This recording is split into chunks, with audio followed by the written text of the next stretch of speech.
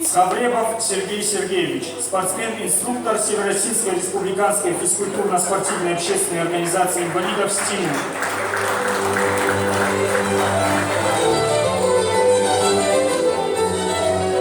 Кайтукову Роберту Романовичу, директору Центра олимпийской подготовки сборной команды Республики Северная Осетия Алания по вольной борьбе.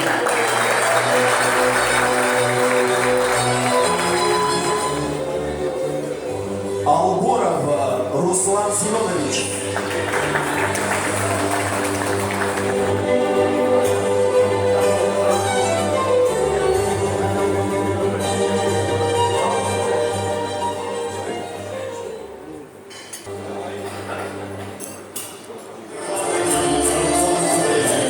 Золоеву Спартаку Майербековичу, Армспорт.